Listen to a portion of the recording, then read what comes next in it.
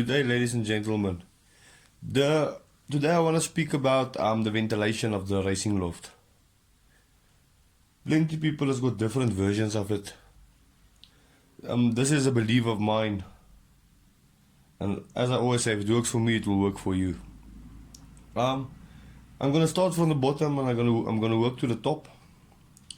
As you can see over here and over here, I lifted the loft from the ground 1 meter. Minimum 1 meter from the ground.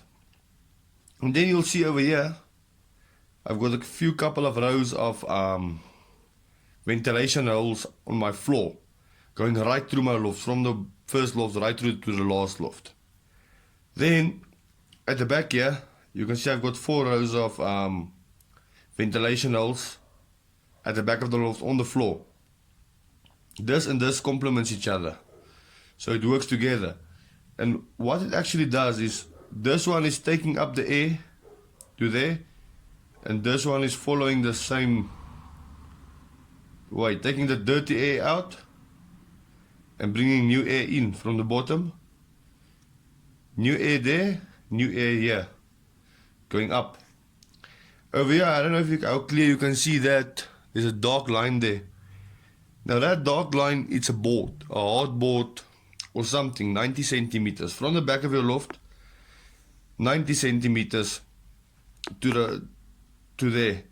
That helps so that birds doesn't got any wind blowing directly on them. Most of us, our sitting places are over here, where our birds are roosting and sitting and relaxing. So this helps. There is no wind or air or anything on the birds. You see, the wind comes underneath through and it goes up. See, it misses there. So if you take a radius like this, you see, the wind won't affect your birds. Even this wind, it goes up to your roof. And then on my roof, you see I've got a pointed roof. Now you guys probably wonder what's that. What I did is, I brought the back part of the roof up, and then I left a gap from there to there. The gap I left there was 100 millimeters, 10 centimeters. So from there to there, I left a 10 centimeter gap. And then on top of it, 5 centimeter from there to there, I just lifted the crown plate. This is a crown plate. So what I did, I lifted the crown plate 50 millimeters, 5 centimeters. You can see there. So it's open. The wind can blow in there and the wind can blow out here, which creates a vacuum. What's going to happen now is this wind from here and there is going to go up, and this vacuum causes the dirty air to go out. You see, it goes like that. That helps your birds a lot.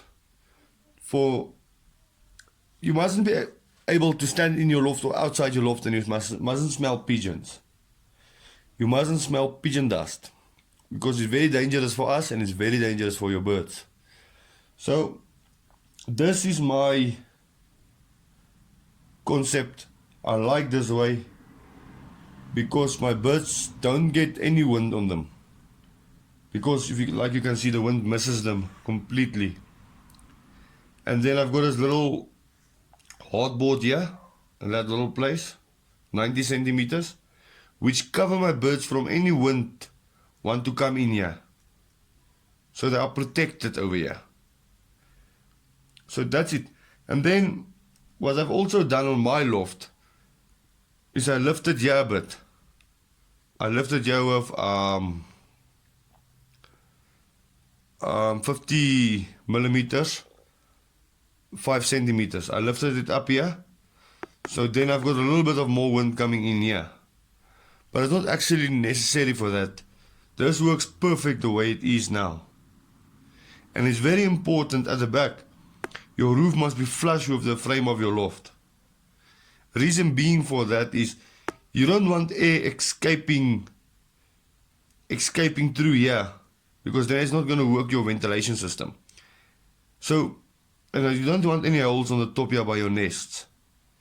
So yeah, that's why I put it here, and then it all goes up and it escapes there. It can't escape here, and it can't make a vacuum because this is already a vacuum. This vacuum over here takes all the bad air out of the loft, and this breather holes here puts new air into your loft. Remember, your loft is 1 millimeter from the ground. 1 meter from the ground. So, and if you keep it nice and clean underneath there, you'll have permanently fresh air into your lofts, which is very important for all of us. So, yes, this is my concept of the perfect ventilation system on your loft. So guys, if you want to see improvements in your lofts, I don't say go and spend thousands of rands to get this done. If you just go and sit and think, you've got a lot of stuff lying around the yard you can use to lift your loft. Put a proper roof on your loft.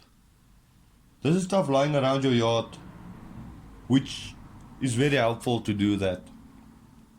And this is, for me, the best principle I've seen so far that can help me.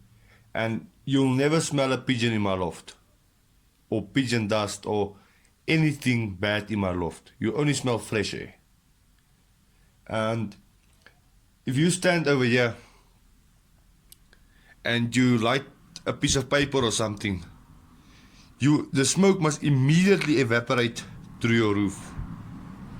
That's the most important. Do yourself a test. Do yourself a test. Go into your loft and light a piece of paper when the birds are out. And then you see where the smoke goes. It mustn't hang around in your loft. It must go out immediately. But yes, guys, there's a video for you. If you want to improve your racing, this is the most effective way on improving your birds, improving your loft. Oh yes, and one last thing.